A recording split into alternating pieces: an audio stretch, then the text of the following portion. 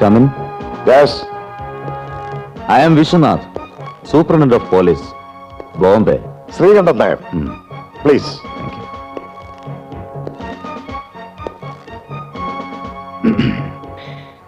ഇങ്ങോട്ട് വരാനുള്ള പ്രധാന കാരണം മലയാളിയാണല്ലേ? Yes. Sorry for interruption.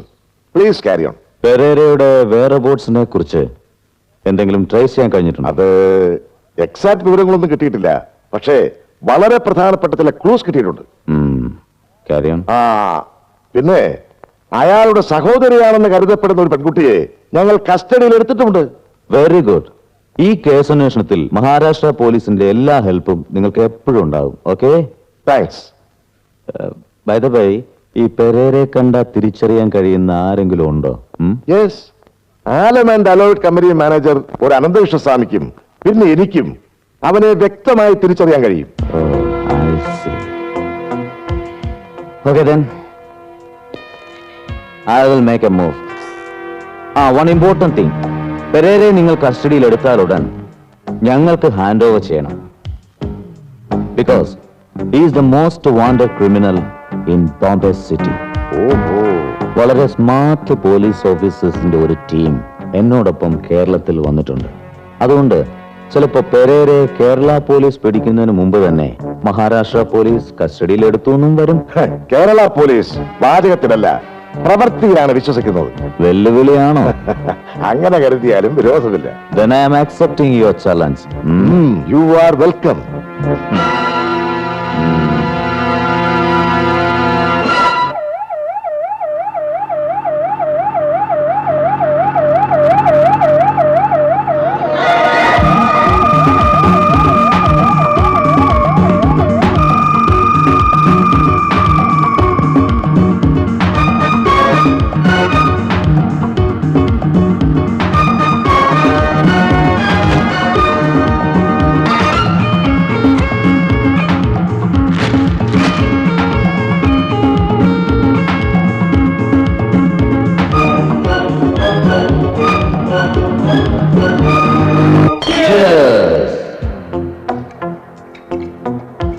So ഇന്നു മുതൽ ഞാനല്ല പെരേര, അവനാണ്.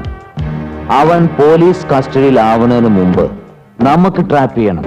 അവനെ കൈ കിട്ടുന്നോണ്ട് നമുക്കെന്ത് പ്രയോജനമെന്ന് പെരേര സാബ് പറഞ്ഞില്ല. ദിമാഗ് ചാഹിയേ, ദിമാഗ്, ബുദ്ധി, ഇന്റലിജൻസ്. മഹാരാഷ്ട്ര പോലീസ് ചാർജ് ചെയ്തിട്ടുള്ള 74 കേസുകളിൽ 1-ാം പ്രതിയാണ് ഞാൻ. അല്ലെ? അതെ. മഹാരാഷ്ട്ര പോലീസിന്റെ റെക്കോർഡ്സ് പ്രകാരം ഞാനിപ്പോ കേരളത്തിലാണ്.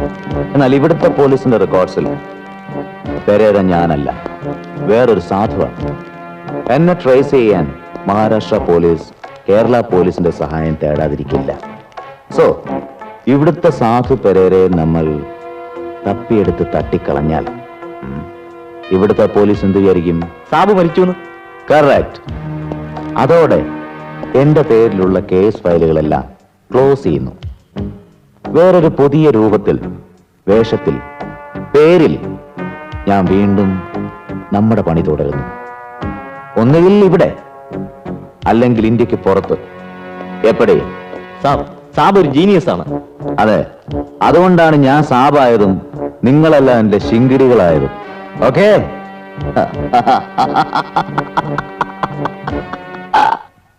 What nonsense you are talking? Sir, ഓപ്പറേഷന് വേണ്ടി ഞാൻ കരുതിയിരുന്ന പണം നഷ്ടപ്പെട്ടു പോയത് കൊണ്ടാണ്. അത്രയ്ക്ക് ഉത്തരവാദിത്വം നിങ്ങൾക്കുണ്ടായിരുന്നുള്ളൂ എന്നർത്ഥം. അങ്ങനെ പറയരുത് സർ, എന്റെ പെങ്ങൾക്ക് വേണ്ടിയാണ് ഞാൻ. എക്സ്പ്ലനേഷൻസ് ഒന്നും എനിക്ക് കേൾക്കണ്ട. ഇനി ഒരു പെയിൻ വന്നാൽ ഓർമ്മശക്തി പൂർണ്ണമായും നഷ്ടപ്പെടുന്ന ഒരു സ്റ്റേജ് വന്നേക്കാം. കാഴ്ചശക്തി നഷ്ടപ്പെട്ടേക്കാം. ഒടുവിൽ ഒരു കോമാ സ്റ്റേജിൽ ജീവിതാവസാനം വരെ. പ്ലീസ് സർ, ഞാൻ നോക്കിയിട്ട് കാശിന് ഒരു മാർഗവും കാണാഞ്ഞിട്ടാ. കാശിന്റെ കാര്യങ്ങളൊക്കെ നിങ്ങൾ ഹോസ്പിറ്റൽ മാനേജറിനോട് പറഞ്ഞാൽ മതി. അവർ അഡ്മിറ്റ് ചെയ്ത പേഷ്യന്റിനെ ട്രീറ്റ് ചെയ്യാനേ എനിക്ക് നിവൃത്തിയുള്ളൂ. വേണമെങ്കിൽ എന്റെ ഫീസ് വേണ്ടെന്ന് വെക്കാം. അതിലുപരി എനിക്ക്. സാറിനി അടുത്തെന്നാണ് വരുന്നത്? Next 12th. അതിനുള്ളിൽ ഞാൻ എങ്ങനെയെങ്കിലും പണം അറേഞ്ച് ചെയ്യാം സാർ.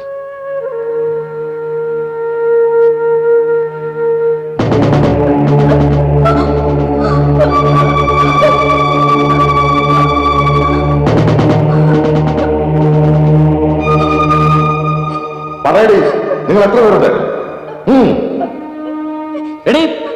നിന്റെ ഊമക്കളൊന്നും ഞങ്ങളോട് വേണ്ട. ഇതിനേക്കാളും വലിയ ഊമക്കളിക്കാരെ കൊണ്ട് ഞങ്ങളെ സത്യം പറയിച്ചിട്ടുണ്ട്. പറയടി, എന്താ നിങ്ങളുടെ ഉദ്ദേശം? ഇങ്ങനെയൊന്നും ചോദിച്ചാൽ ഇവള് പറയത്തില്ല സാറേ. കുറച്ചു നേരം എനിക്ക് വിട്ടു തന്നാ ഞാൻ പറയിപ്പിക്കാൻ സത്യം. മര്യാദയ്ക്ക് സത്യം പറഞ്ഞോ. എവിടെയാരും നിങ്ങളുടെ ഒളിത്താവളം? പറയാ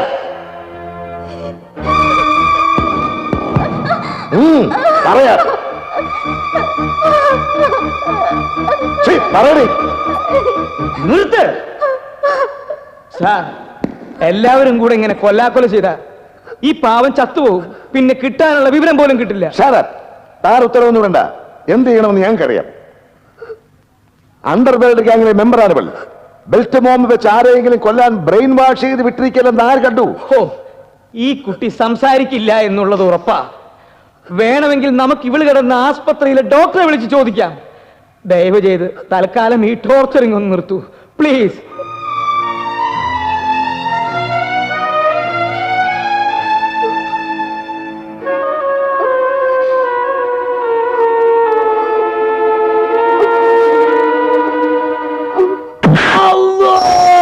ഇരുപത്തിനാല് മണിക്കൂറിനുള്ളിൽ അവനെ കുറിച്ചുള്ള വിവരങ്ങൾ സ്റ്റേഷനിൽ തന്നിരിക്കണം.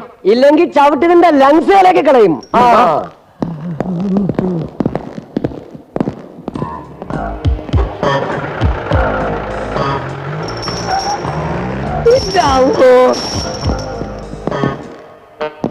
എവിടാ അവര്? ആര്? ആ പെരേരയും ബെന്നിയും. നമ്മക്കറിയില്ല. അവരെവിടെയുണ്ടെന്ന് പറയുന്നവരെ നിന്നെ മനസമാധാനത്തോടെ ജീവിക്കാൻ ഞാൻ സമ്മതിക്കില്ല. മനസ്സിലായോ?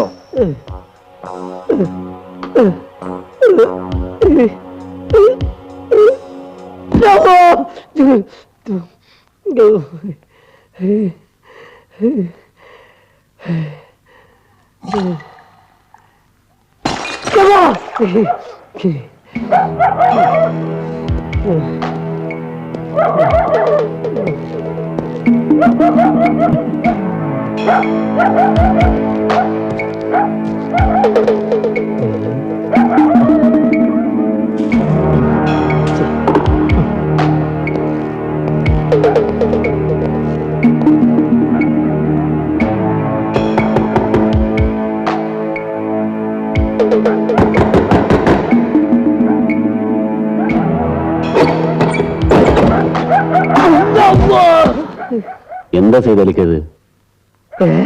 നീയോ? പതുക്കെ. അപ്പൊ എന്നെ പറ്റി കേട്ടതൊക്കെ ശരിയാണല്ലേ? പഴയ പണിയൊക്കെ നിർത്തി പുണ്യാളച്ചനാവാൻ പോണെന്ന് പറഞ്ഞിട്ട് ചെയ്തലിക്ക ഞാൻ ഒന്നും നീ പറയണ്ട. നീയും ആ പെരേരും കാരണം എന്റെ ജീവിതം നായാക്കി. ഇടി കഴിഞ്ഞ നേരല്ലേ പോരേല്. ഇന്റെ കെട്ടിയാലും കുട്ടികളും അവരെ വീട്ടിലാക്കിയിരിക്കാണ് ഞാൻ. ചെയ്തലിക്ക ഞാൻ പറഞ്ഞു. മതിയടാ, കണ്ണു ചോരില്ലാത്ത പണിയല്ലേ നീ ചെയ്ത്. മര്യാദയ്ക്ക് അവരുടെ പണം കൊണ്ടുപോയിക്കോട്ടെ.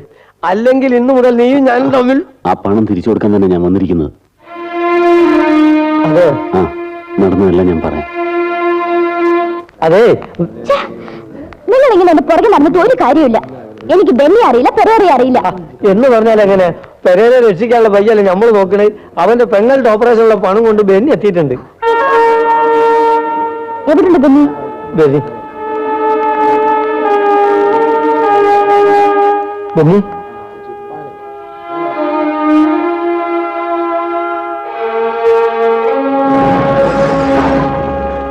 നിങ്ങൾ ഇവിടെ നിന്നാ മതി. ഞാൻ ചെന്ന് ജോസി വിളിച്ചോണ്ട് വരാം.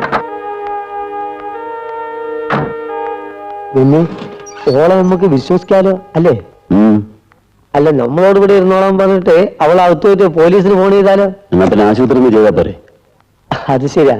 അല്ല, നമുക്കിപ്പോ ആരെ വിശ്വസിക്കാൻ പാടില്ലെന്ന് ഒരു പിടി കിട്ടാതായിരിക്കുന്നു. ആകെപ്പാട് ഒരു കൺഫ്യൂഷ്യസ്.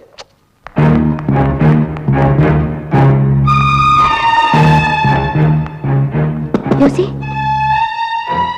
ജോസി, ജോസി,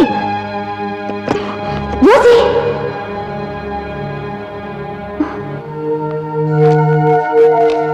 മേഴ്സിക്ക് ഇനിയും ബെന്നിക്ക് വേണ്ടി കാത്തിരിക്കുന്നതിൽ അർത്ഥമുണ്ടെന്ന് തോന്നുന്നില്ല. ഞാൻ പോലീസിന് കീഴടങ്ങാൻ പോവുകയാണ്. എല്ലാം ഞാൻ അവരോട് തുറന്നു പറയും.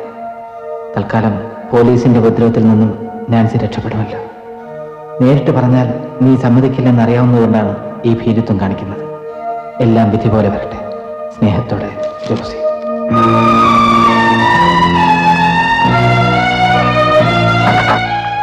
ജോസി എവിടെ?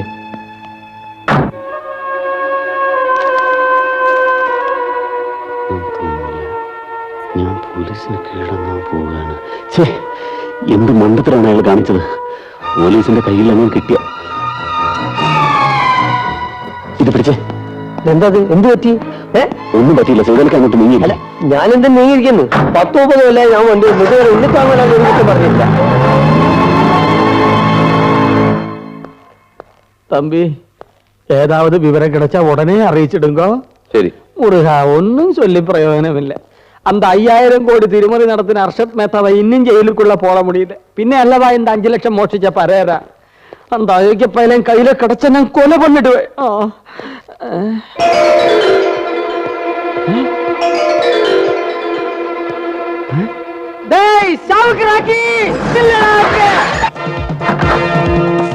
ജോസി, നീ ഇപ്പൊ പോലീസിന് പിടി കൊടുക്കരുത്. വിടാനാ പറഞ്ഞു. ഇല്ല, ഞാൻ സെൻട്രൽ ആയില്ലെങ്കിൽ ഞാനിച്ച് അവര് നിന്റെ പണമായിട്ട് ഞാൻ വന്നിരിക്കുന്നു.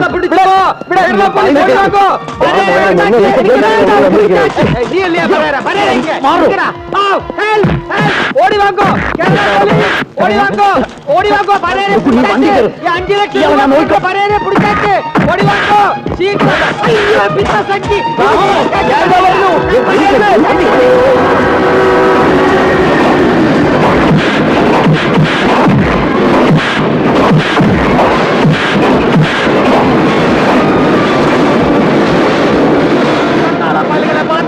ഓടി നമ്മുടെ സാധ്യല്ല. എന്ത് പറ്റി സ്വാമി?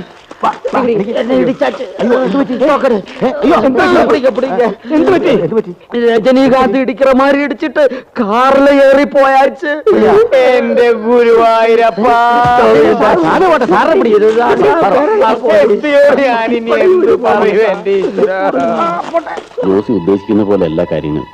താനിപ്പോ 5 ലക്ഷവും തട്ടിപ്പറിച്ചുകൊണ്ടോടി വെറും ഒരു കള്ളനല്ല.